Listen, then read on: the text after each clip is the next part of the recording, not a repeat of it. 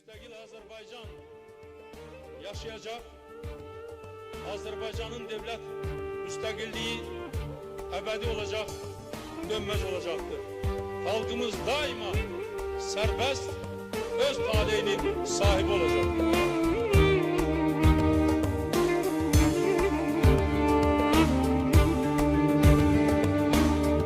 Ötsə də əsirlər, keçsə də illər, səndən söyləyəcək daima dillər. Hər zaman qəlbimiz anlayar bilər, adınla bağlıdır vətənin adı. Ötsə də əsirlər, keçsə də illər, səndən söyləyəcək daima dillər. Her zaman kalbimiz anlayar bilər, adınla bağlıdır vətənin adı. Ey ulu önder, ey ulu önder, müstakil dövlətin gücü yenilməz, yükselen bayrağın bir daha enməz. Sənli günlərimiz geriye dönməz. Bilirəm ki, dünənimiz bugünün keçmişi değil. Her dövrdə bir şəxsiyyət tarixin vərdişi değil.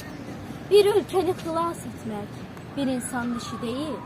Allah səni öz nurundan yaratmıştı Heydər baba. Heydər dedim, coşdu qələm, cənnət məkan oldu sinəm.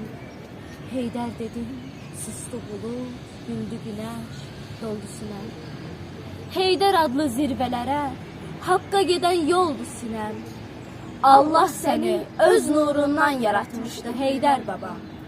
Bu torpağı, bu milleti canından da çok sevirdin. Ayağını bastığın yer, dağ üstə gül bitirdin.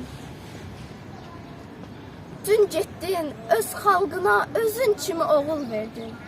Allah seni öz nurundan yaratmıştı Heydər baba. Yer topunun sir bohçası, renksiz, donsuz göylerdədir. Xeyir doğan üstümüzde, ruhun sonsuz göylerdedir.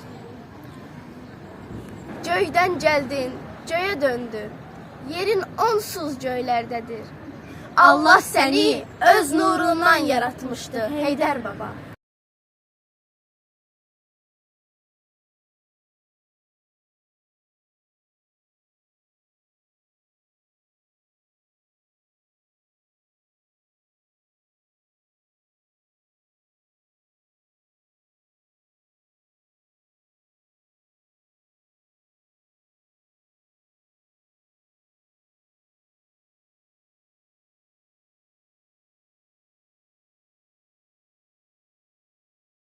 Ey ulu önder, ey ulu önder.